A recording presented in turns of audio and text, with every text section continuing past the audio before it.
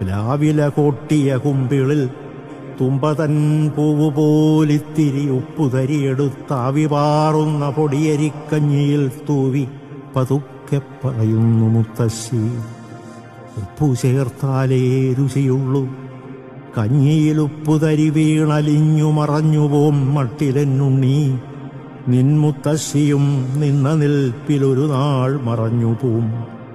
എങ്കിലും നിന്നിലയുപ്പായിരിക്കുമേ മുത്തശ്ശിയെന്നും എന്നുണ്ണിയെ വിട്ടെങ്ങു പോകുവൻ.